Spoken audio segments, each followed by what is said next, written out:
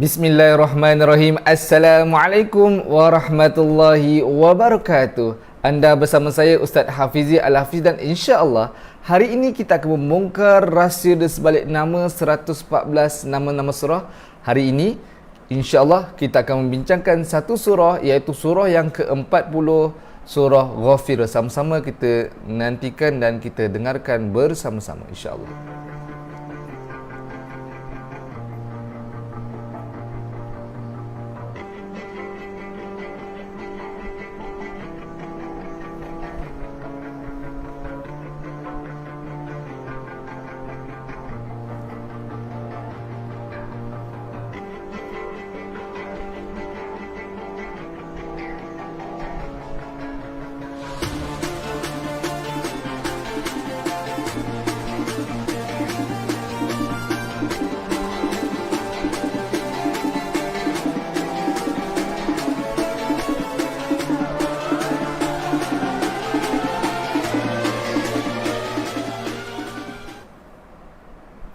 Bismillahirrahmanirrahim. Alhamdulillahirabbil alamin wassalatu wassalamu ala asyrafil anbiya'i wal mursalin wa ala alihi wa sahbihi ajma'in. Qala rabbi shrah li sadri wa yassir li amri wahlul 'uqdatam min lisani yafqahu qawli. Subhanaka la ilma lana illa ma 'allamtana innaka antal alimul hakim. Wala hawla wala quwwata illa billahil aliyyil azim. Amma ba'd. Assalamualaikum warahmatullahi wabarakatuh. Apa khabar semua yang mendengar kita pada pagi ini? Dan saya doakan agar anda semua berada dalam keadaan yang sentiasa sihat, gembira, ceria dan insya-Allah sentiasa dirahmati oleh Allah Subhanahu Wa Taala. Sebelum kita masuk pada perbincangan kita pada hari ini, marilah kita bersama-sama bersyukur pada Allah Subhanahu Wa Taala.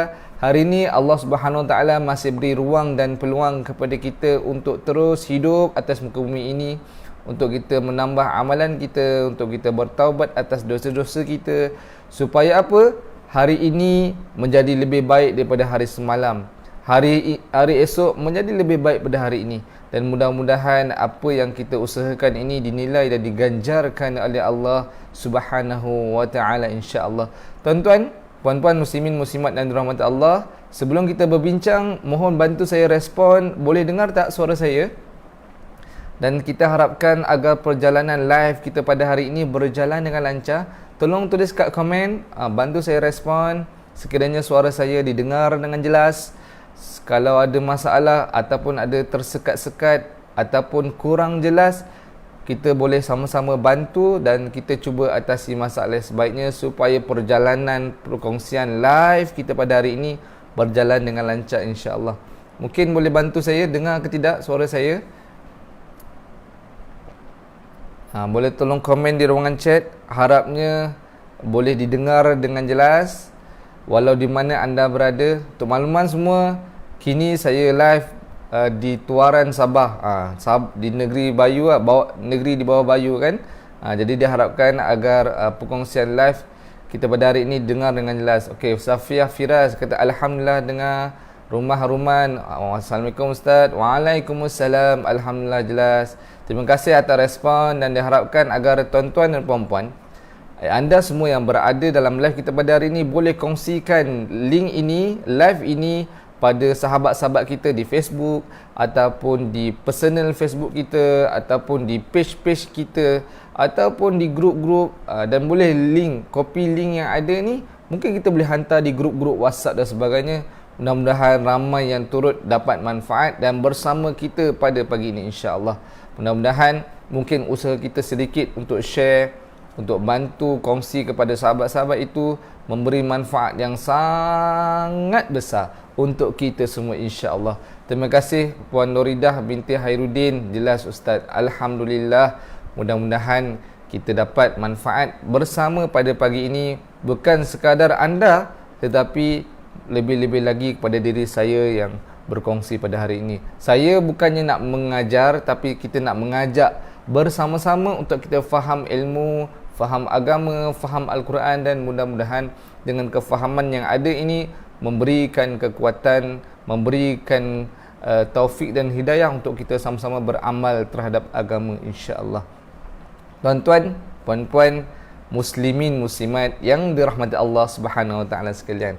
Sebelum tu bantu saya share lagi live kita pada hari ini. Mudah-mudahan kita dapat bersama-sama memberikan manfaat dalam perbincangan surah yang ke-40 pada hari ini, iaitu surah Ghafir. Tuan-tuan puan-puan muslimin muslimat yang dirahmati Allah Subhanahu Wa Taala, insya-Allah pada hari ini kita akan bersama-sama membongkar satu surah yang ke-40, iaitu surah Ghafir. Kalau pada minggu lepas kita dah bincangkan tentang surah yang ke-39, agak-agak surah apa yang ke-39 pada minggu lepas? Cuba komen sikit. Ingat lagi ke tidak?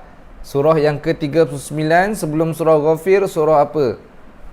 Kalau ingatlah, cuba komen sikit, saya nak tengok. Takut hari ini masuk surah baru yang minggu lepas dah tak ingat dah. Cuba komen sikit. Surah apa yang kita belajar minggu lepas? Kalau Ustaz, saya rasa macam tak berapa nak ingat lah Ustaz. Mungkin, boleh tengok scroll lagi di Facebook tu. Surah apa minggu lepas? Okey.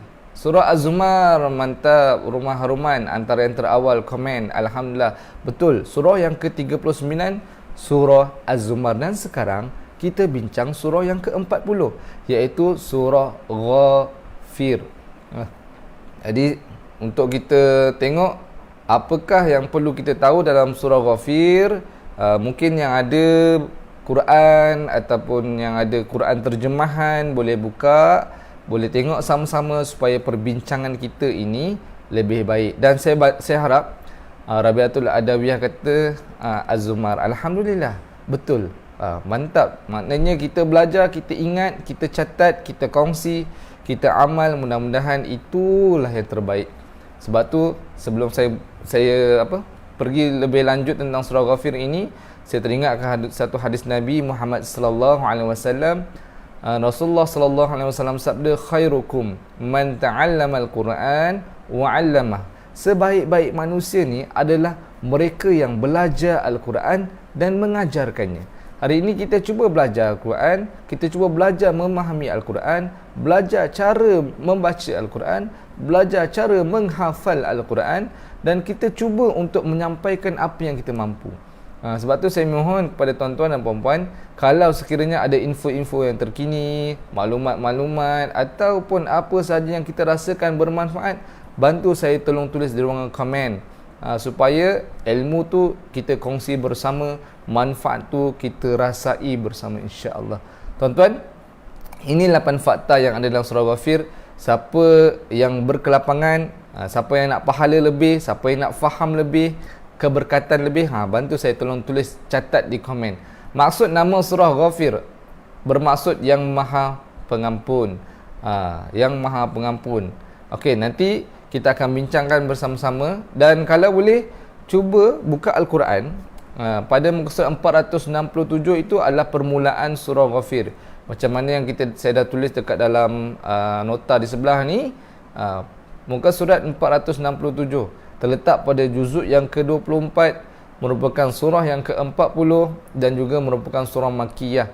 Kalau kita dah bincangkan, surah Makkiyah ni surah yang diturunkan oleh Allah Subhanahu Wa Taala sebelum Nabi Muhammad sallallahu alaihi wasallam berhijrah ke Madinah.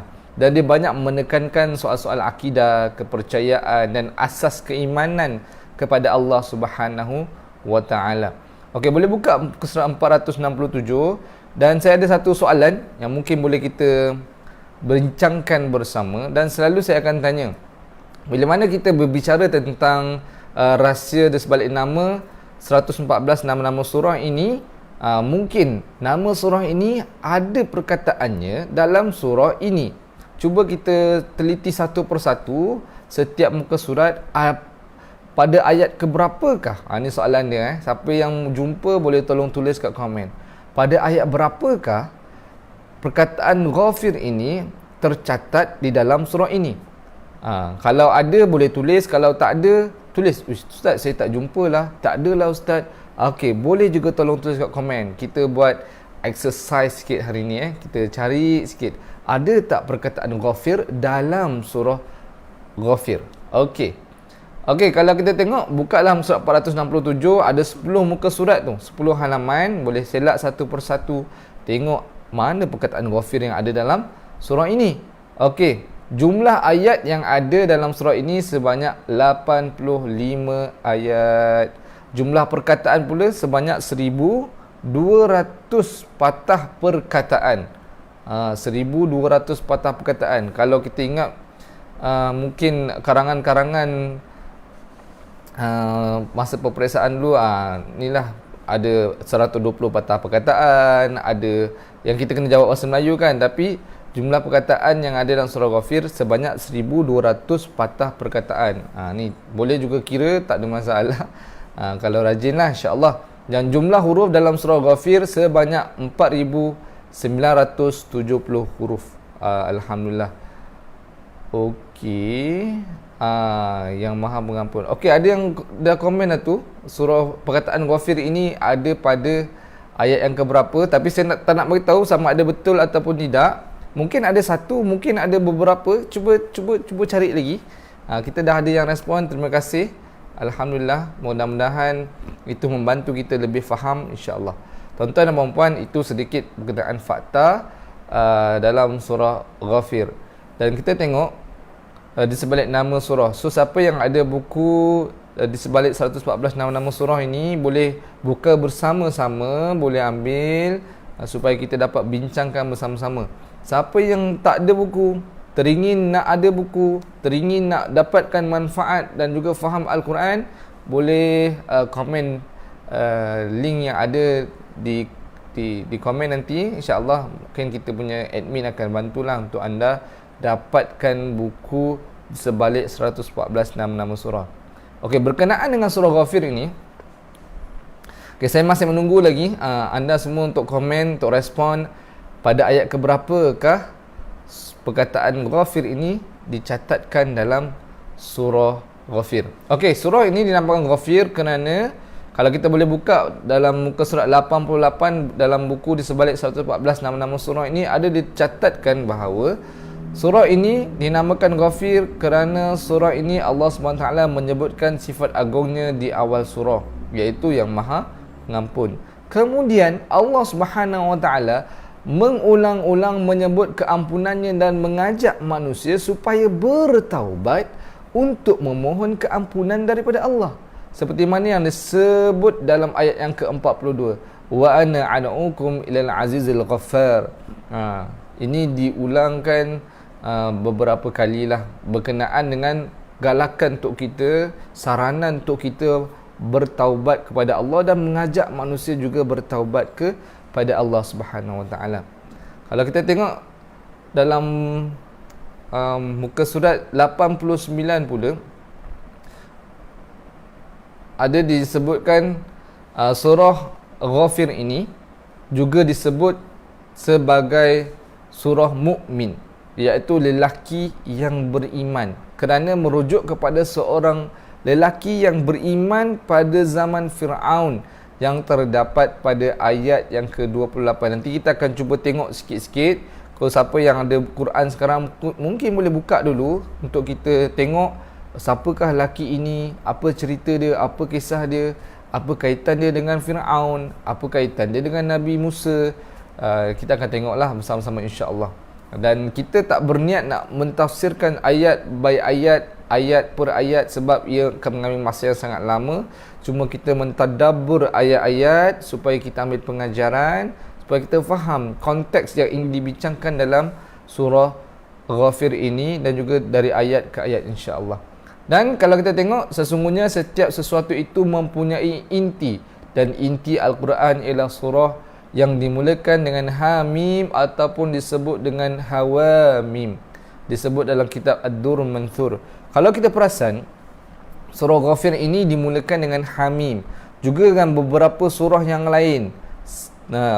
Ada 7 surah yang berderet yang dimulakan dengan Hamim. Mungkin boleh tulis dekat ruangan komen. Bermula daripada surah Ghafir ini, kemudian surah yang selepasnya nanti, surah yang ke-42, surah Asy-Syura. Surah ke-41, surah Fussilat dulu. Yang ke-42, surah Syura. kemudian surah Az-Zukhruf, Ad-Dukhan, Al-Jasiyah dan Al-Ahqaf. Mungkin boleh tolong tulis kat komen. Dia ada 7 surah yang berderetan, bermula daripada surah Ghafir yang dimulakan dengan Ha Mim. Sebab tu antara surah ini dinamakan surah Hawamim, kerana surah yang dimulakan dengan Ha Mim. Dalam surah Fussilat pun dimulakan dengan Ha Mim. Asyura pun nanti dimulakan dengan Ha Mim. Sampailah surah Al-Ahqaf. Bermula daripada surah Ghafir ini sehingga surah Al-Ahqaf dimulakan dengan Ha Mim, huruf muqatta'ah. Nanti mungkin ada masa, kesempatan kita akan cuba bincangkan bersama-sama kenapa Allah letakkan Ha Mim ini pada 7 surah yang berderetan. Lepas surah Ghafir, surah Fussilat, Syura, Az-Zukhruf, Ad-Dukhan sehingga Al-Ahqaf. Nanti kita ada masa kita cuba bincangkan bersama-sama insya-Allah. Okey, sekarang ni saya menanti lagi beberapa jawapan sekiranya ada yang ingin cuba untuk bagi tahu perkataan Ghafir ni ada dalam ayat yang keberapa dalam surah ini. Saya nak tengok jawapan sikit. Mungkin ada yang komen. Sekejap Okey, ada jawapan daripada Rumah Haruman, Sima Kak Long, Rabiatul Adawiyah Sanapi. Masya Allah, ni antara orang yang istiqamah, orang yang bersungguh-sungguh. Doakan mudah-mudahan diberi kefahaman dan keberkatan hidup insya-Allah. Semua memberi jawapan yang sama pada ayat yang ketiga. Kita akan tengok sama-sama betul ataupun tidak surah ataupun nama surah ini terletak pada ayat yang ketiga. Okey, jawapannya betul Alhamdulillah. Syukur. Nama surah ini disebutkan pada ayat yang ketiga dalam surah Ghafir inilah. Allah Subhanahu wa taala berfirman, Ghafiriz dzambi wa qabilit taubi syadidil iqabi dzit taul la ilaha illahu ilaihil masir. Maksud dia, ya Allah yang mengampunkan dosa, yang maha menerima taubat, yang berat azabnya, yang maha melimpah kurnianya, tiada Tuhan melainkan dia, kepadanya lah tempat kembali. Ini surah Ghafir pada ayat yang ketiga. Alhamdulillah. So nama perkataan ataupun perkataan Ghafir ini diambil daripada perkataan dalam surah yang dalam ayat yang ketiga.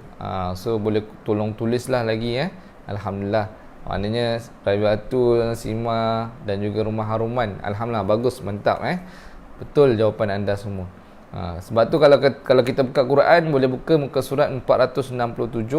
Dan kalau kita faham, memang Allah ni adalah Tuhan yang maha pengampun, yang maha penerima taubat. Namun di samping itu Allah juga amat berat azabnya. Kalau kita ingkar, tetap enggan untuk bertaubat, berat azabnya. Dan juga Allah juga maha melimpah kurnianya. Tiada Tuhan melainkan dia, kepadanya tempat kita kembali. Kalau dalam surah Az-Zumar, kita dah bincangkan pada minggu-minggu yang lepas, Allah Subhanahu wa taala ada firman, Qul ya ibadiyalladzina asrafu ala anfusihim la taqnatu min rahmatillah. Jangan kita sesekali berputus asa dengan rahmat Allah. Walaupun dosa kita banyak, walaupun dosa kita sangat-sangatlah besar, sama ada dosa kecil, dosa besar, dosa yang tersembunyi ataupun dosa yang kita zahirkan, walau sebanyak mana pun dosa yang kita lakukan, ingat, bila mana kita sesekali tidak berputus asa dengan rahmat Allah, kita benar-benar bertaubat, innallaha yaghfiruz dzunuba jami'a, Allah akan mengampunkan semua dosa-dosa kita. Masya Allah. Jadi jangan sesekali kita rasa putus asa, kita rasa down, kita rasa stres, kita rasa hilang arah apabila kita terlampau banyak melakukan dosa dan maksiat. Kita kena ingat, sebesar mana pun, sebanyak mana pun dosa yang kita lakukan, luas lagi rahmat Allah, luas lagi pengampunan Allah, luas lagi pintu taubat yang sentiasa terbuka untuk kita benar-benar melaluinya dengan taubat nasuha, insya-Allah. Jadi ini adalah nama perkataan dalam perkataan Ghafir yang ada pada surah ini, terletak pada ayat ketiga dalam surah Ghafir. Okey, terima kasih Cik Fatimah kerana bantu untuk respon insya-Allah. Okey tuan-tuan, puan-puan muslimin muslimat yang dirahmati Allah SWT. Siapa yang baru masuk, selamat datang dalam live kita pada hari ini. Hari ini kita bincangkan tentang surah Ghafir, dan bantu saya untuk share lagi live kita pada hari ini supaya lebih ramai yang mendapat manfaat, supaya ilmu Al-Quran, kefahaman Al-Quran ni boleh disebar luaskan kepada masyarakat, insya-Allah. Jadi tuan-tuan dan puan-puan muslimin muslimat yang dirahmati Allah SWT, kini kita masuk pada tema surah Ghafir. Okey, mungkin boleh tolong tulis di ruangan komen bersama-sama. Kalau ada yang dah tulis, tak apa, kita tulis juga. Walaupun 2-3 orang yang tulis benda yang sama, mudah-mudahan setiap usaha kita mencatat dalam komen, mungkin mencatat dalam kita punya buku catatan, Allah nilaikan dengan pahala yang banyak, insya-Allah. Kalau kita tengok pada ayat 1 hingga ayat keempat, Allah Subhanahu Wa Taala menceritakan tentang keagungan Al-Quran dan Allah yang Maha Pengampun lagi Maha Penyayang lah. Kalau kita tengok dalam perbincangan pada ayat pertama hingga ayat keempat, bahawa kalau kita dah bincangkan sebelum ni, bila mana Allah mulakan sesuatu surah dengan huruf muqatta'ah. Huruf muqatta'ah ni huruf yang tiada maksud lah, yang terputus-putus, yang kita baca pun tak boleh bergabung. Kalau hamim, kita tak boleh baca ham, ataupun him, ataupun hum, tak boleh, ataupun huma, atau kita kena bunyikan huruf bunyi asal ha dengan mim. Okey, sebab tu namanya huruf muqatta'ah.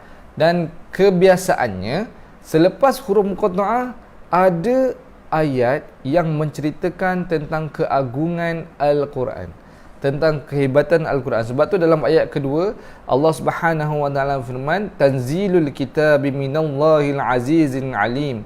Dan kitab ini, yakni Al-Quran, diturunkan daripada Allah yang Maha Perkasa lagi Maha Mengetahui.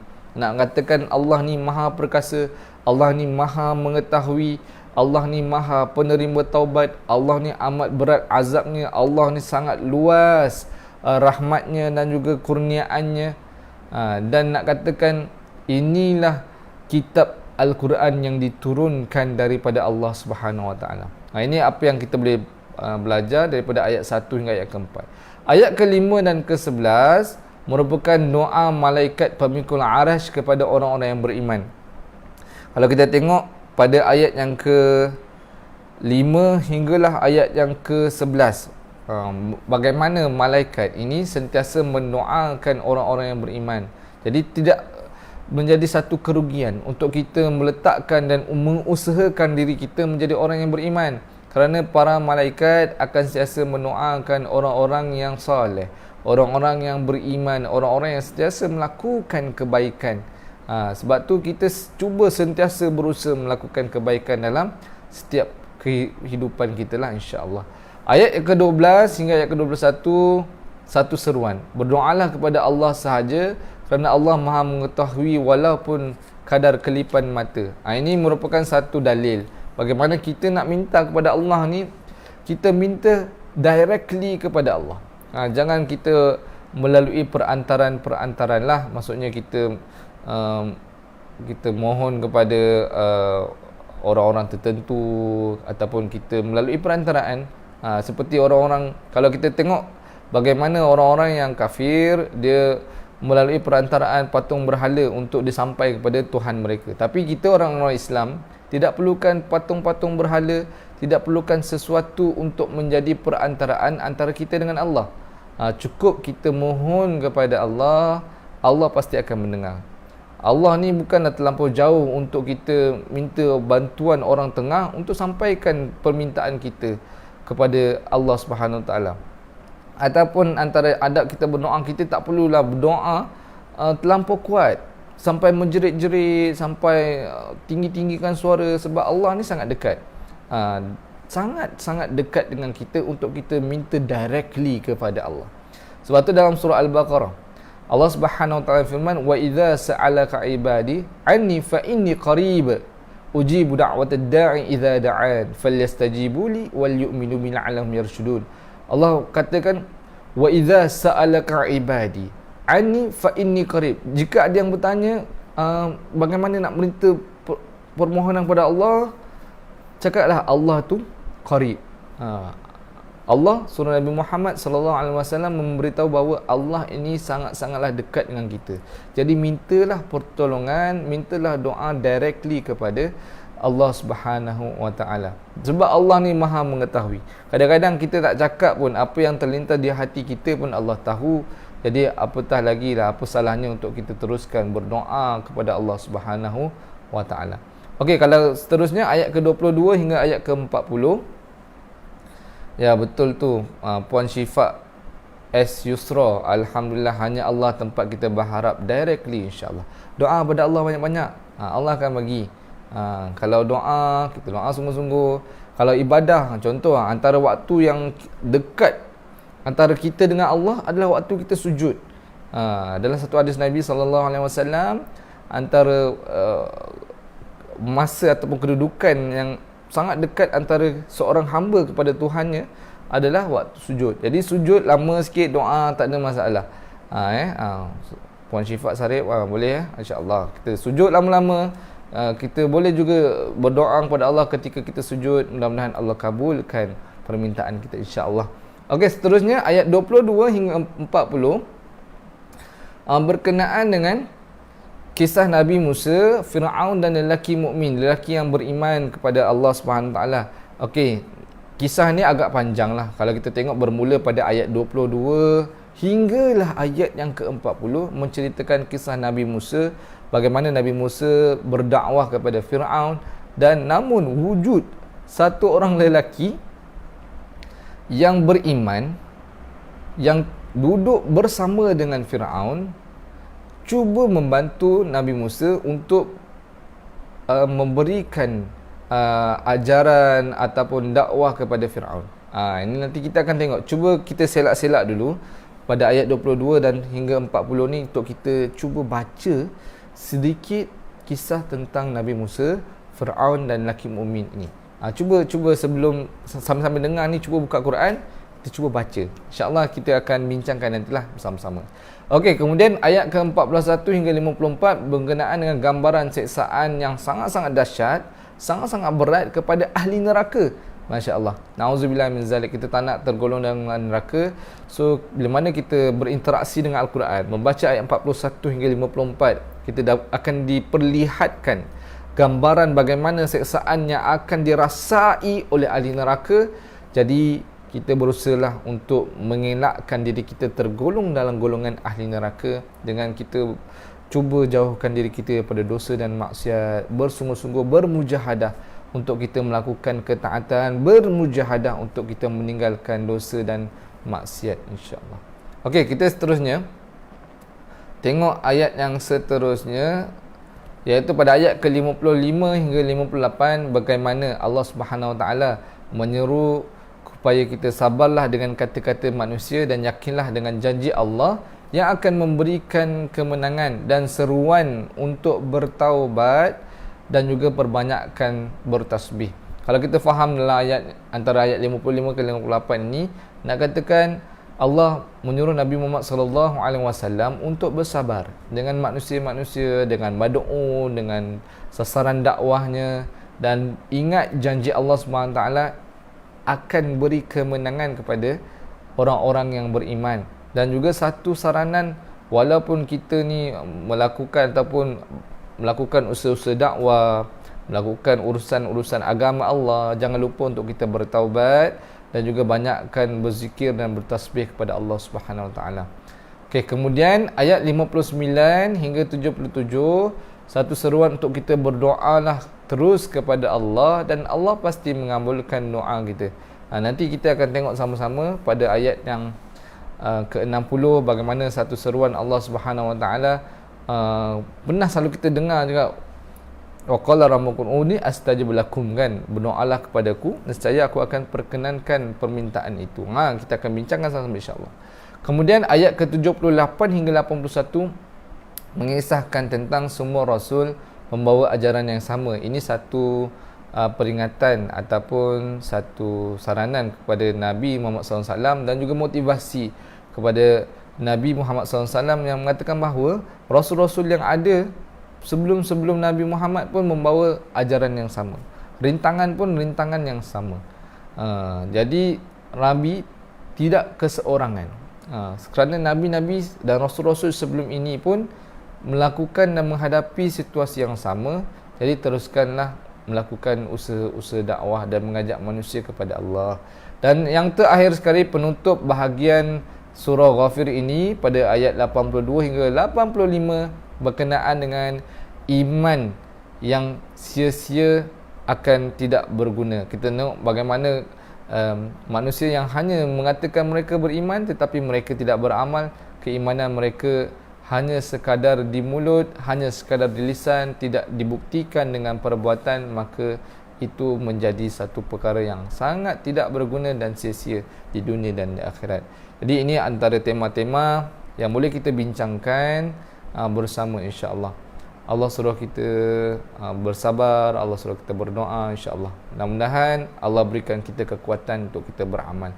Okey, tuan-tuan dan puan-puan, muslimin muslimat yang dirahmati Allah Subhanahu wa taala, itu sedikit berkenaan dengan tema surah Ghafir, dan diharapkan agar kita dapat faham dan mungkin boleh kongsikan kita punya tema-tema ini kepada sahabat-sahabat kita. Mudah-mudahan ramai yang mendapat manfaat, insya-Allah. Okey, sekarang ni kita cuba untuk keluarkan sedikit pengajaran yang boleh kita apply dalam kehidupan kita, yang boleh kita ambil dari surah Ghafir. Okey, ini pengajaran pertama. Okey, kejap Pengajaran pertama yang boleh kita ambil daripada surah Ghafir. Okey, yang pertama adalah sentiasa memohon ampun dan bertaubat kepada Allah yang Maha Pengampun, insya-Allah. Kalau kita tengok bagaimana firman Allah Subhanahu wa taala dalam ayat yang ketiga tadi, Ghafiriz dzambi wa qabilit taubi syadidil iqab dzil tauli la ilaha illahu ilaihil masir. Cuba kita fahamkan betul-betul ayat surah Ghafir pada ayat ketiga ini, bagaimana Allah menerangkan sifatnya yang Ghafir, yang Maha mengampunkan dosa, dan waqabilit taubi, yang Maha penerima taubat, syadidil iqab, yang sangat berat azabnya, zid tauli, yang melimpah kurniaannya, la ilaha illahu, tiada Tuhan melainkan Dia, tiada Tuhan selain Allah, dan hanyalah kepadanya tempat kita kembali. So kalau kita faham, kehidupan kita ni memang adalah satu kehidupan yang telah dipersiapkan tujuannya oleh Allah Subhanahu Wa Taala. Sebab tu bila mana kita nak menjalani kehidupan di dunia ni, kita kena pastikan kehidupan kita ini dijalani seiring dan sesuai dengan tujuan hidup kita. Apabila kita cuba hidup lari daripada tujuan hidup kita, maka itu akan menjadi satu masalah dalam kehidupan kita, satu kerosakan, musibah dalam kehidupan kita. Selagi mana hidup kita ini selari dengan tujuan hidup kita sebagai hamba Allah, selari dengan tujuan kita sebagai khalifah, maka insya-Allah kita akan sentiasa berada di bawah naungan Allah, sentiasa berada pada jalan yang benar. Tapi bila mana kita hidup cuba untuk mengikut ajaran selain daripada tujuan hidup kita, maka itu yang akan menjadi masalah. Dan kita kena ingat, hidup kita tidak akan pernah sepi daripada melakukan dosa dan kesalahan. Jadi sebab itulah kita kena sentiasa bertaubat kepada Allah Subhanahu Wa Taala, sebab Allah ni Maha Pengampun. Dalam Quran banyak sangat peringatan, dalam surah Zumar ada, dalam surah-surah sebelum ni banyak sangat. Kalau kita tengok live balik, banyak sangat perbincangan tentang surah-surah ini yang menyarankan tentang permohonan taubat. Kita kena kembali kepada Allah. Kita kena ingat Allah lah tempat kita kembali. Kalau dalam surah Al-Baqarah kita ada bincangkan perkataan yang selalu kita baca, qalu inna lillah wa inna ilaihi raji'un, kan? Sesungguhnya kita ini dari Allah dan hanya kepada Allah tempat kembali. Nak katakan kehidupan kita ni pasti satu hari nanti kita akan kembali kepada Allah. Kita akan bertemu dengan Allah Subhanahu Wa Taala. Namun kita tak tahu bila masa. Kita tak tahu dengan keadaan yang macam mana kita kembali kepada Allah. Pada usia berapa kita kembali kepada Allah. Namun Allah kata ilaihil masir, hanya padanya tempat kembali. Ilaihi raji'un, hanya padanya tempat kita dikembalikan. Maka kita kena ingat bahawa kehidupan kita ni adalah satu kehidupan untuk kita bertemu dengan Allah. Namun Allah tahu dalam perjalanan untuk kita kembali kepada Allah pasti banyak dosa, kesalahan, maksiat, kederhakaan yang kita lakukan kepada Allah. Sebab tu Allah selalu peringatkan dalam Al-Quran supaya kita kena banyakkan bertaubat, banyakkan beristighfar kepada Allah. Dan kena ingat dan yakin bahawa Allah ini adalah Ghafir. Allah Maha penerima taubat. Allah Maha pengampun. Jadi sebab itulah kita kena sentiasa berusaha meminta ampun, bertaubat kepada Allah Subhanahu Wa Taala. Kalau kita pernah dengar kan, Nabi Muhammad sallallahu alaihi wasallam pun seorang yang maksum, seorang yang terpelihara daripada dosa, seorang yang memang dah dijanjikan syurga. Nabi SAW setiap hari bertaubat dan beristighfar 100 kali. Ini hadis riwayat Muslim. Sungguhnya hatiku tenggelam dalam keseronokan beristighfar dan sesungguhnya aku beristighfar kepada Allah setiap hari 100 kali. Masya Allah. Ni Nabi Muhammad tau. Nabi Muhammad yang memang Allah pelihara dia daripada dosa. Seorang yang maksum, seorang yang tiada dosa, seorang yang dah dijanjikan Allah syurga. Tetapi Nabi Muhammad SAW tetap beristighfar setiap hari 100 kali. Ada satu hadis yang lain mengatakan bahawa Nabi beristighfar setiap hari lebih daripada 70 kali. Lebih 70 kali, 100 kali, sama lah tu. Maknanya kalau lebih 70 kali dengan 100 kali dia tak bercanggah, tetap bilangan yang banyak. Kita ni kan yang setiap masa banyak dosa, setiap hari banyak dosa, sama ada dosa yang kita sembunyikan, yang orang lain tak tahu, ataupun dosa yang kita zahirkan. Sepatutnya kita kena istighfar lebih lagi daripada Rasulullah SAW. Dan ingat, istighfar ini bukan kejelisan tapi kerja hati. Kadang-kadang kita istighfar banyak tapi tak ada rasa pun kat hati kita. Kalau boleh, kita cubalah istighfar sebanyak yang mungkin dengan lisan dan juga hati kita.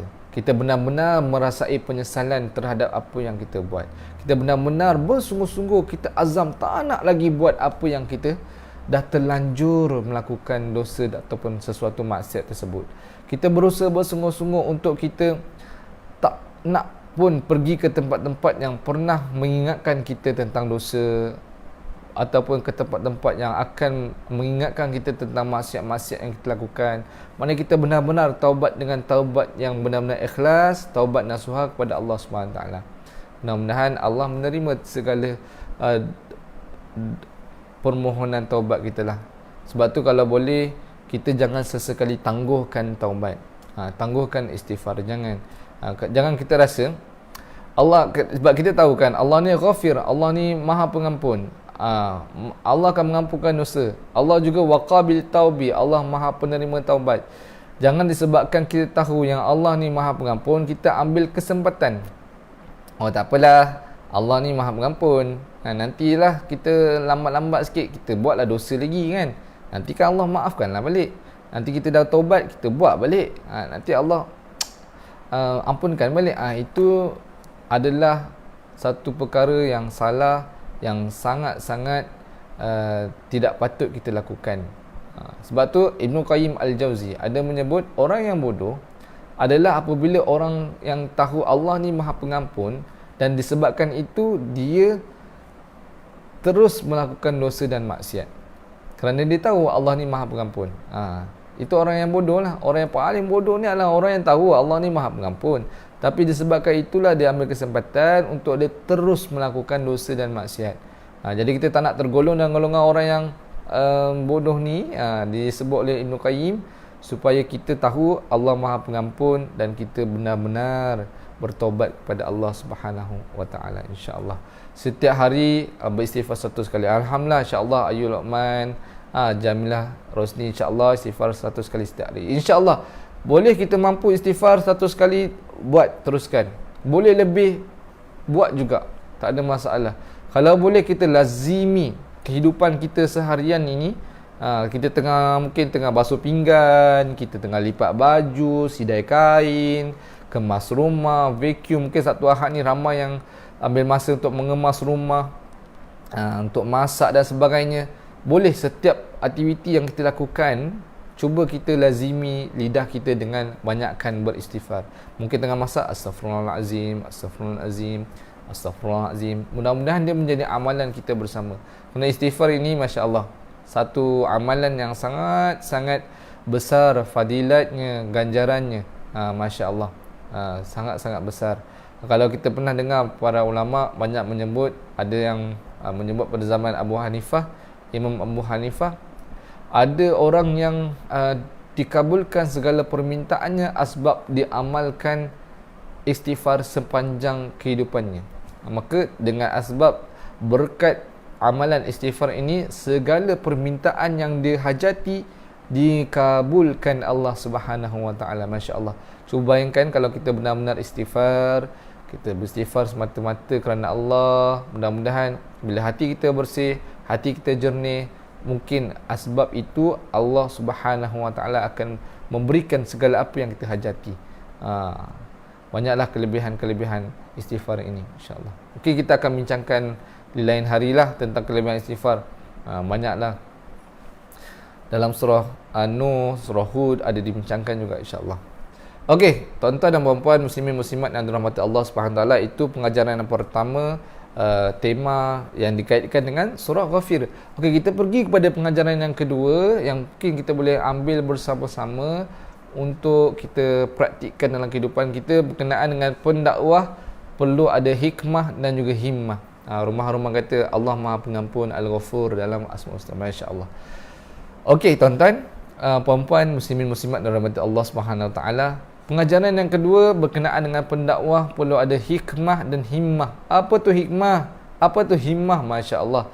Bahasa ni bahasa yang sukar untuk difahami. Hikmah ni dengan bijaksana, himmah ni dengan satu semangat yang bersungguh-sungguh. Sebab tu kalau kita tengok surah Ghafir ini juga dinamakan dengan surah Mukmin. Yang kita dah bincangkan pada awal tadi, mukmin ini dikaitkan dengan seorang lelaki mukmin pada zaman Fir'aun.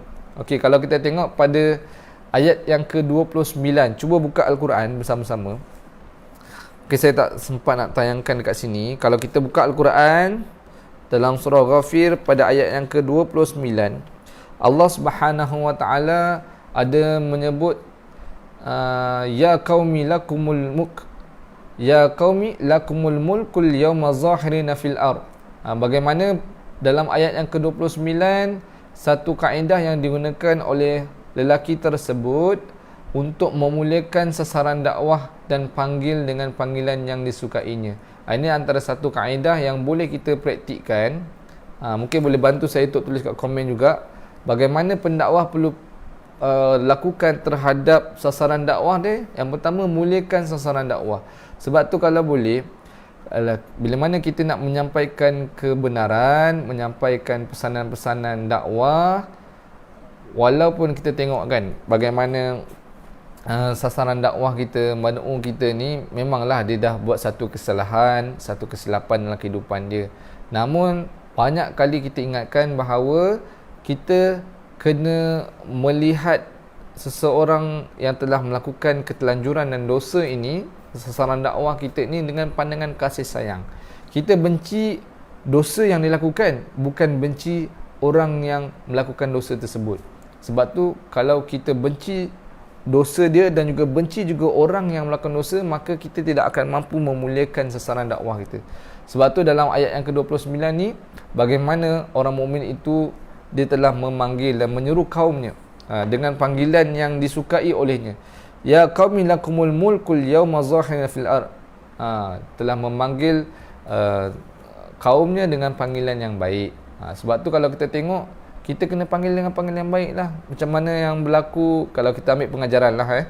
Saya pun tak nak ulas banyak sangat. Kalau kita tengok pengajaran, ada baru-baru ni viral founder satu produk ni yang cuba memberikan motivasi untuk meningkatkan taraf kehidupan manusia, tetapi menggunakan satu panggilan yang ataupun kaedah yang mungkin menjatuhkan air muka ataupun memalukan, panggilan-panggilan yang mungkin menyinggung perasaan. Itu satu mungkin kaedah yang kurang tepat untuk kita mengajak manusia untuk menjadi lebih baik. Sebab tu kalau boleh kita mulakan sasaran dakwah kita dan juga kita panggil dengan panggilan yang disukai oleh orang tersebut. Jangan kita panggil orang tua, jangan kita panggil kau ni lemah, kau ni dosa, kau ni ahli neraka. Kita jangan panggil macam itulah. Itu satu perkara yang perlu kita elakkan. Dan kita mengambil pengajaran pada ayat yang ke-29 dalam surah Ghafir ini, di mana kita memulakan kita punya sasaran dakwah. Kalau boleh tengok, ya qaumi lakumul mulkul yauma zahirina fil ard. Bagaimana dimulakan pada ayat yang ke-29 ni, wahai kaumku, pada hari ini kerajaan ada buatmu, dan berkuasa di bumi. Maknanya nak bagi tahu kau ada kerajaan, kau ada segala kuasa di atas muka bumi ini. Maksudnya dia puji dulu, dia muliakan dulu sasaran dakwah dia sebelum dia ceritakan apa yang ingin disampaikan terhadap agama kita lah. Kemudian pada ayat ke-30 juga, bagaimana kaedah dakwah yang boleh digunakan juga. Pendakwah perlu berusaha untuk menceritakan kisah pengajaran sejarah umat-umat terdahulu. Sebab itulah kalau kita nak menyampaikan sesuatu, kita juga kena belajar tentang dan juga faham tentang sejarah-sejarah umat-umat terdahulu untuk kita ceritakan kepada mad'u kita, sasaran dakwah kita, supaya ia menjadi pengajaran. Kalau tengok dalam ayat yang ke-30, wa qala allazina amana ya qaumi inni akhafu alaikum mislal yaumil ahzab. Bagaimana kalau kita tengok dalam ayat yang ke-30 dalam surah ini, dan orang-orang yang beriman itu berkata, wahai kaumku, sesungguhnya aku bimbang kamu akan ditimpa bencana seperti hari kehancuran golongan yang menyekutu. Maknanya dia ingatkan baliklah, bagaimana aku takutlah. Maknanya ni satu sifat yang bagus juga. Kerana seorang pendakwah ni perlu ada, kita masuk pada ayat yang ke-32, perlu ada empati. Maknanya kena letakkan seolah-olah diri mereka pada tempat orang yang didakwahkan tu. Barulah mereka rasa macam, aku benar-benar takut ni. Kalau engkau satu hari nanti akan diazab seperti mana umat-umat yang bersekutu tu diazab oleh Allah. Maknanya kita bukan sekadar cakap antara kita dengan dia, tapi kita bercakap meletakkan diri kita di tempat mereka. Barulah kita akan macam, kita bukan nak mengajar tau. Nak dakwah ni bukan nak mengajar orang, kau ni salah, kau patut buat begini, kau ni tak betul lah. Kita bukan nak cakap macam tu. Tetapi kita ni nak bagi tahu kita sama. Kita ni mempunyai masalah yang sama. Aku dengan kau betul-betul nak bawa kau ni sama-sama dengan aku, supaya kita tak diazab macam mana umat-umat terdahulu ditimpa azab. Itu satu perkara yang perlu kita tukar mindset kita, supaya kita boleh jadi seorang pendakwah, seorang yang lebih berhikmah dalam menyampaikan sesuatu kebenaran lah. Okey, boleh tolong muliakan sasaran dakwah, masya-Allah. Haikal Fansuri kata muliakan sasaran dakwah, ya insya-Allah. Begitu Ayu Luqman. Boleh tulis jugalah yang lain-lain ya. Sebab tu kita perlu ada satu sifat untuk kita muliakan sasaran dakwah. Dan yang kedua tadi pada ayat yang ke-30, kita kena benar-benar faham, ataupun kita kena menjadi seorang yang faham tentang sejarah-sejarah umat-umat terdahulu untuk kita ceritakan semula. Kerana penceritaan ini lebih digemari untuk didengari oleh orang berbanding dengan fakta-fakta. Kalau kita sebut fakta ni, orang kan fakta lah sekadar macam tu. Bila kita dengar cerita, kisah, dia akan menjadi lebih terasa ke hati dia. Mungkin perkara yang sama pernah dilakukan oleh umat terdahulu, dan akhirnya apa yang berlaku? Mereka diazab oleh Allah SWT. Macam kita lah kan, daripada baca surat khabar berbanding kita baca buku cerita, berbanding kita baca novel. Sebab tu novel-novel yang kita baca tu kadang-kadang boleh buat kita sampai menangis, sampai kita gembira. Kalau baca tentang gembira, kita senyum sorang-sorang. Bila baca tentang kesedihan, kita benar-benar sedih sampai ada yang mengalir air mata. Contoh yang baru-baru ni, sekarang ni ada cerita Ayahanda kan. Siapa tengok cerita Ayahanda kat sini mungkin boleh tolong komen. Ni bukan nak suruh tengok TV tapi mungkin semua orang tahu mungkin cerita Ayahanda itu diambil daripada novel kan. Sebab tu penceritaan dia kadang-kadang sampai, kadang-kadang boleh buat kita menangis, boleh buat kita terasa. Sebab tu penceritaan, kaedah bercerita kisah ini satu kaedah yang mudah untuk menjentik hati manusia. Macam kita nak ingatkan anak kita tentang solat. Jadi jangan solat, kalau tak solat masuk neraka. Solat nanti masuk syurga. Itu boleh, itu directly, itu fakta. Siapa yang solat boleh masuk syurga, siapa yang tak solat akan diazab neraka. Cuba kita tukar kaedah penceritaan kita ataupun cara kita nak sampaikan mesej kepada anak kita ataupun sesiapa pun dengan kaedah cerita. Mungkin cerita sejarah terdahulu. Bagaimana kisah Nabi Muhammad yang diangkat oleh Allah untuk menerima solat, ataupun kisah bagaimana umat-umat terdahulu pun diperintahkan solat, nabi-nabi terdahulu pun diperintahkan untuk solat. Cuba kita ceritakan. Mungkin itu akan lebih menjentik hati anak-anak kita untuk lebih bersemangat untuk solat. Kaedah penceritaan lah. Okay, yang seterusnya kalau kita tengok bagaimana kita perlu menjadi pendakwa yang berhikmah. Pada ayat yang ke-39, mungkin boleh tolong tulis di ruang komen. Ayat ke-39, antara kaedah yang boleh kita gunakan untuk memberi peringatan kepada mad'u kita, sasaran dakwah kita adalah memberi peringatan tentang akhirat. Kalau kita perasan pada ayat tentang kisah orang mukmin ni, dia telah menggunakan kaedah ni dengan pelbagai cara lah. Kadang digunakan tentang sejarah, dicerita balik tentang kiamat, diceritakan balik tentang sejarah semula. Maka kaedah ini diulang-ulang oleh orang mukmin tersebut untuk menyampaikan kebenaran. Okey. Sebab tu kalau kita tengok dalam ayat yang ke-39 dalam surah Ghafir ini, Allah Subhanahu Wa Taala merakamkan dalam Al-Quran, ya qaumi innama hadil hayatud dunya mata' wa innal akhirata hiya darul qarar.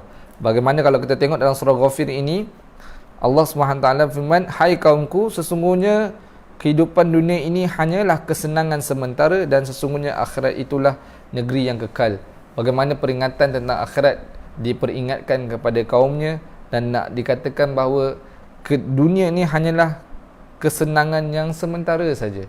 Memang sekejap je, dan akhirat itulah akan negeri yang kekal selama-lamanya. Jadi ini satu kaedah yang mungkin kita boleh lakukan juga untuk kita memberi peringatan kepada orang lain.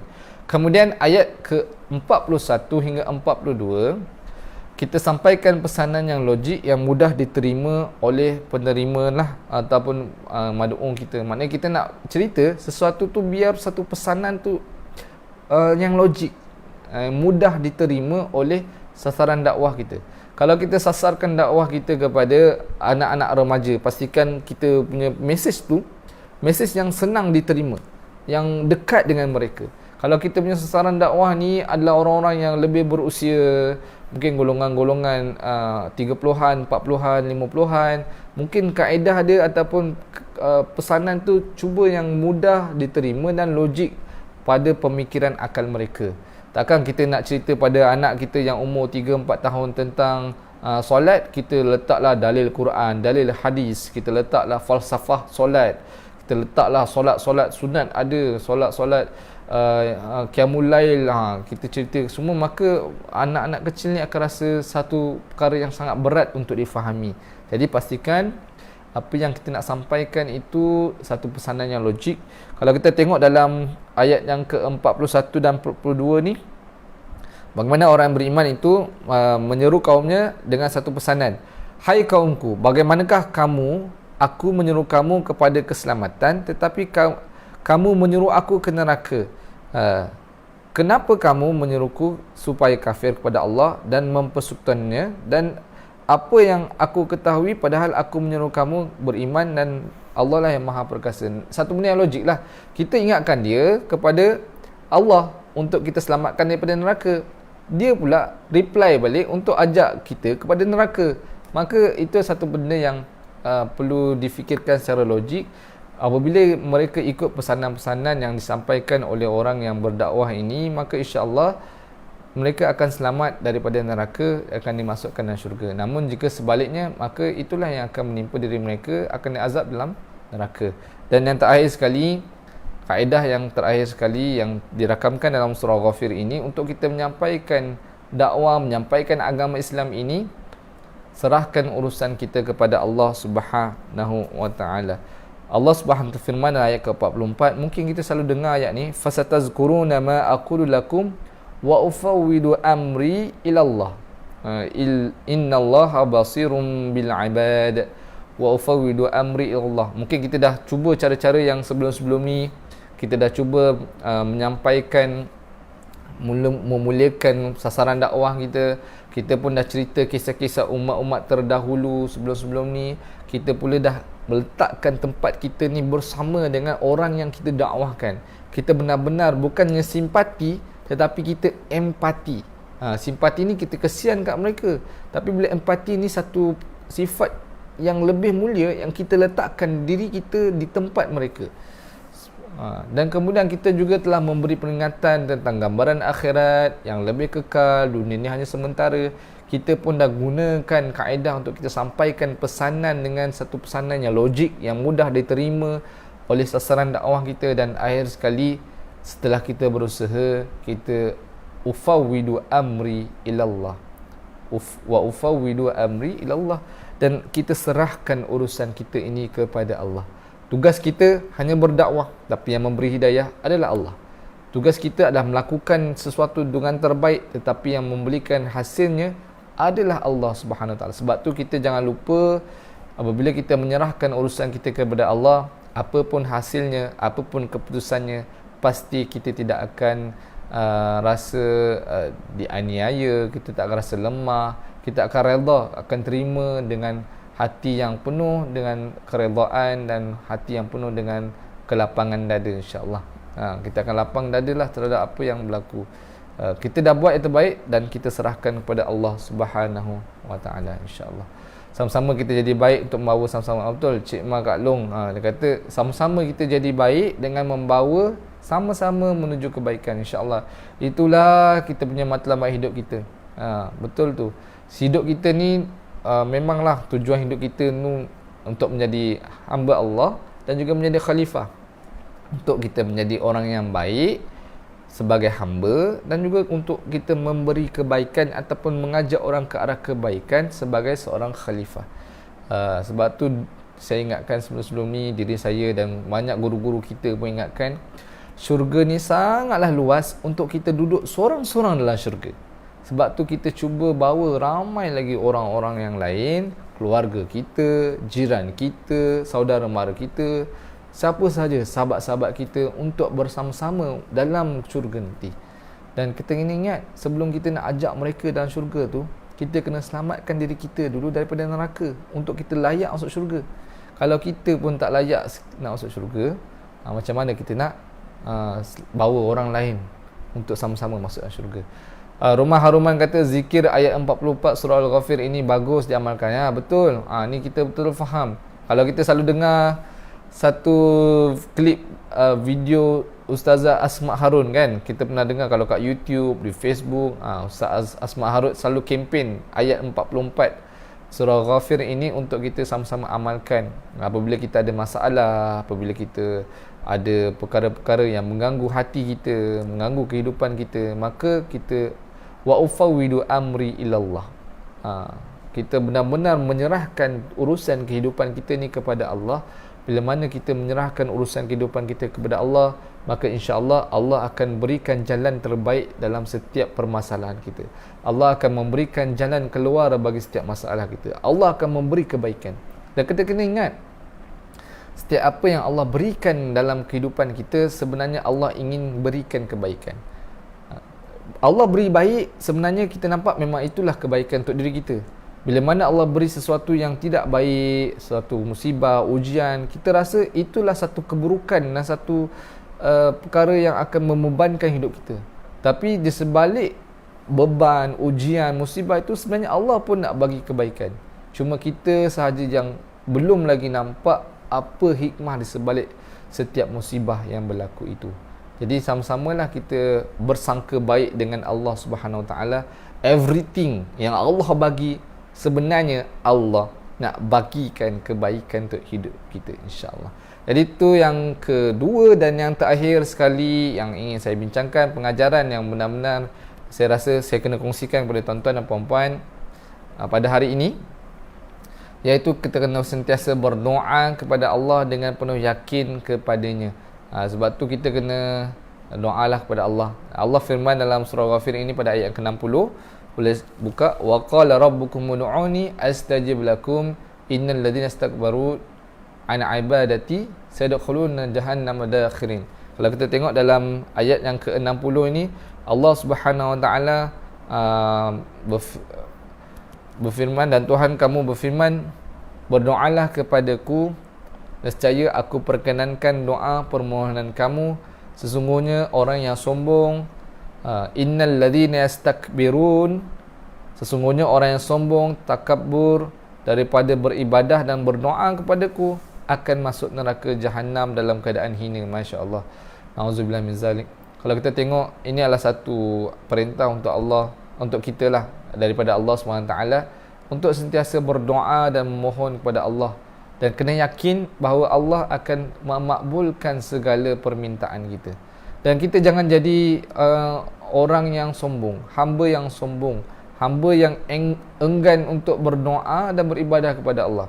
Sebab tu kalau boleh, setiap kali lepas salat, jangan tinggalkan doa kepada Allah. Jangan salat Assalamualaikum warahmatullahi wabarakatuh, Assalamualaikum warahmatullahi wabarakatuh, dan bangun, ciao, kan? Jangan. Kalau boleh kita ambil masa, kalau tak boleh lama, ambil seminit, 2 minit untuk kita doa. Tak hafal doa bahasa Arab, doa bahasa Melayu pun boleh, tak ada masalah. Kalau tak, bahasa Melayu macam susah lah nak susun ayat, bahasa Inggeris pun boleh, tak ada masalah. Nak bahasa Mandarin, bahasa apa-apa sajalah, bahasa Korea ke, asalkan yang kita faham, insya-Allah Allah pun faham, dan Allah akan memakbulkan segala permintaan kita. Allah ni dia sangat berbeza dengan manusia. Memanglah sebab Allah yang mencipta manusia. Manusia ni kalau kita selalu minta sesuatu padanya, dia akan tak suka. Manusia tak suka kalau kita meminta-minta pada dia. Lagi-lagi kalau kita minta banyak kali kan, minta sikit-sikit lah, minta pinjam duit, sikit-sikit lah minta pinjam duit, minta banyak kali, memang kita tak suka kan? Minta. Tapi berbeza dengan Allah SWT. Allah lagi banyak kita minta, lagi suka dia.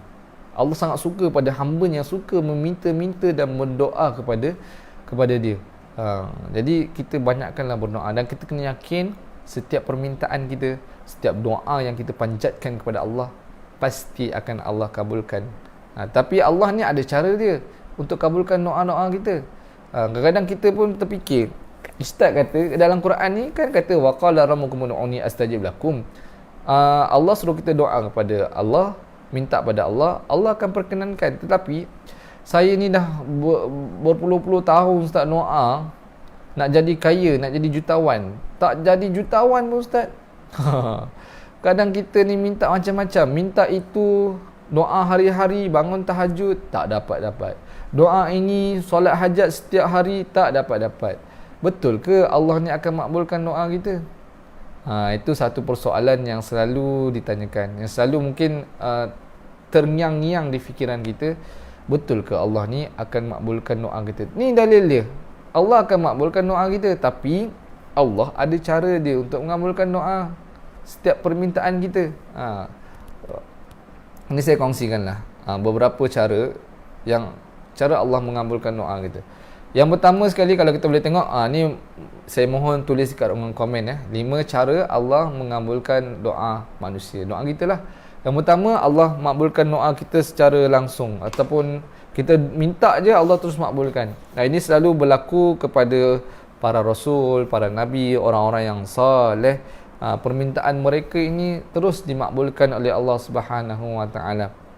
Kalau kita tengok bagaimana doa Nabi Muhammad sallallahu alaihi wasallam ketika mana perang Badar, Nabi berdoa untuk mohon bantuan daripada Allah, maka Allah turunkan para malaikat untuk membantu tentera muslimin, tentera orang-orang yang beriman ini, untuk membantu mereka mengalahkan tentera musuh lah. Antara doa-doa orang yang soleh ni selalunya dikabulkan dengan segeralah. Macam mana kita dah bincangkan tadi dalam surah Al-Baqarah ayat 186, wa idza sa'alaka ibadi anni fa inni qarib ujibu da'watad da'i idza da'an falyastajibu li wal yu'minu bi la'allahum yarshudun.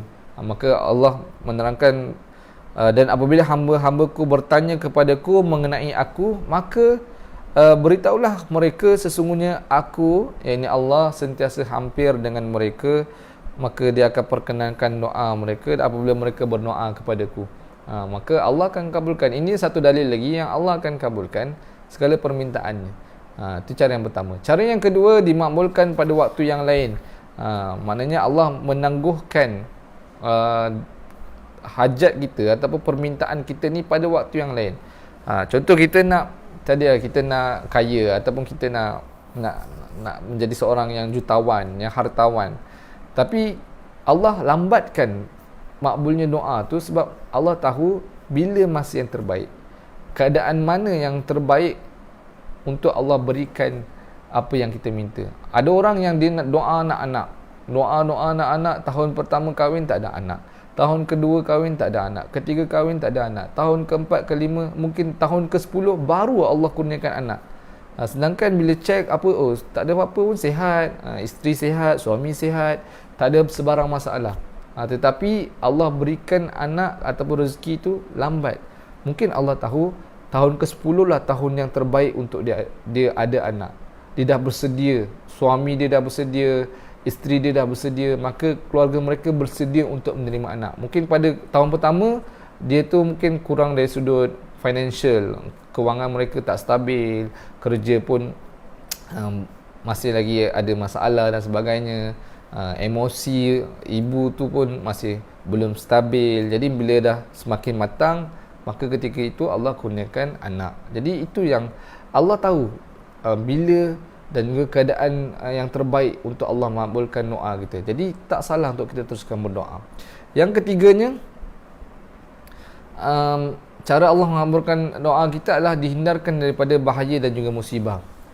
Bila mana kadang kita lupa, mungkin musibah yang kita terlepas daripadanya mungkin sebabkan doa-doa kita yang kita minta kepada Allah. Ada orang kadang dia tengah bawa kereta, tiba dia mengantuk, dia terlelap. Dia sedar-sedar je sikit lagi nak terlanggang dengan kereta yang berada di arah bertentangan dengan dia. Sedikit saja lagi, terselamat dia. Kalau tidak, memang selamat betul lah dia kan. Memang terus selamat lah.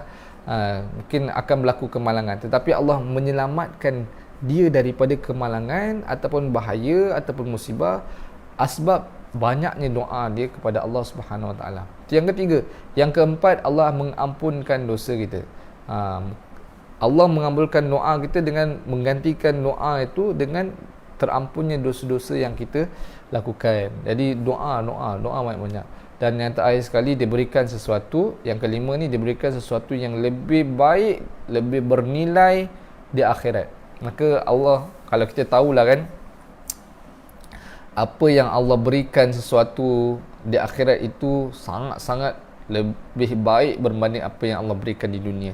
Allah Subhanahu Wa Taala berfirman dalam surah Al-A'la, wal akhiratu khairu wa abqa. Dan akhirat itu lebih baik dan lebih kekal. Kita bacakan surah wal akhiratu khairu wa abqa. Yang apa yang Allah berikan ke akhirat itu adalah jauh lebih baik dan akan kekal selama-lamanya.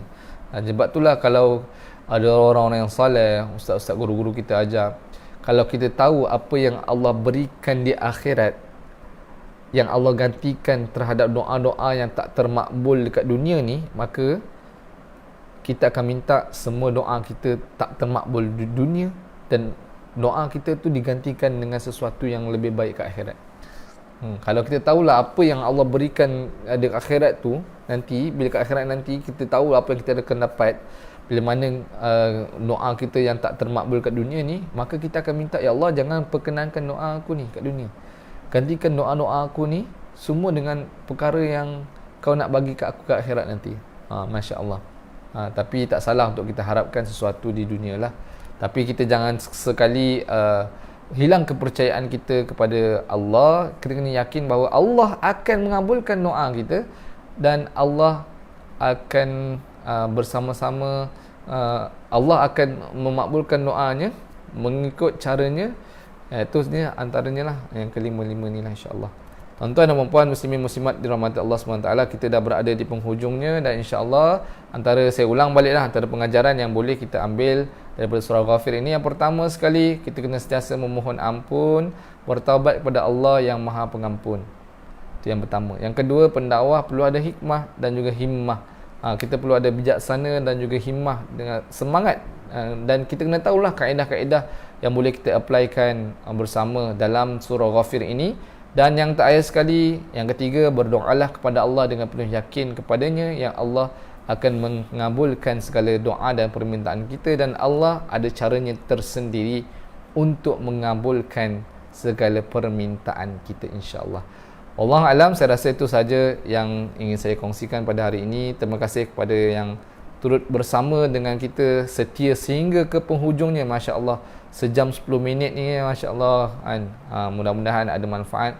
Terima kasih yang bersama Nur Hasni Idayu. Terima kasih Ustaz. Sama-sama. InsyaAllah mudah-mudahan kita dapat berdoa bersama-sama lah, dan teruskan berdoa kepada Allah SWT. Jadi tuan-tuan dan puan-puan, muslimin muslimat dan rahmat Allah SWT, sebelum kita habis, saya nak mewar-warkan siapa yang berminat untuk mendapatkan buku di sebalik 114 nama-nama surah, boleh komen di link admin kita untuk sama-sama kita berikan manfaat. Boleh kita beli untuk diri kita, boleh juga kita sedekah ataupun berikan hadiah kepada jiran-jiran kita, kepada keluarga kita. Dan buku DIY Hafaz Quran ni yang kat sebelah ni, boleh juga kita dapatkan untuk kita bantu diri kita menjadi orang yang lebih baik untuk upgrade hafal Quran. Dan juga mungkin kita boleh berikan untuk anak-anak kita supaya mereka juga boleh hafal Quran di rumah ni. Tak perlu pun kita pergi ke pusat-pusat tuition, kat rumah pun kita boleh mula untuk menghafal Al-Quran. Nak tahu cara dia macam mana? Dapatkan buku ini. Mudah-mudahan dengan adanya kedua-dua buku ini lebih menjadikan kita faham tentang Al-Quran. Terima kasih juga Sima, Kak Long, sama-sama. InsyaAllah mudah-mudahan kita dapat jumpa lagi pada minggu-minggu akan datang, InsyaAllah. Untuk minggu hadapan kita akan bincangkan tentang surah yang ke-41, iaitu surah Fussilat. Apa dia tu Fussilat? Sama-sama kita nantikan pada perbincangan kita pada minggu hadapan. Dan siapa yang masih lagi belum share lagi kita punya live pada hari ini, minta tolong share. Mudah-mudahan dengan berkongsi manfaat, berkongsi ilmu, kita dapat manfaat yang sangat-sangat besar dan pahala yang sangat-sangat besar di sisi Allah SWT. Yang baik itu dari Allah SWT, yang kurang itu atas kelemahan diri saya sendiri. Saya mendoakan agar semua yang bersama-sama dalam live kita pada hari ini dan sama yang menonton sisi ulangan nanti akan sentiasa dirahmati dan diberkati kehidupan oleh Allah SWT. Mudah-mudahan Allah berikan kefahaman Al-Quran dan memberikan kekuatan untuk kita beramal dengan Al-Quran. Wabillahi taufiq wal hidayah. Assalamualaikum warahmatullahi wabarakatuh. InsyaAllah kita jumpa lagi pada minggu hadapan.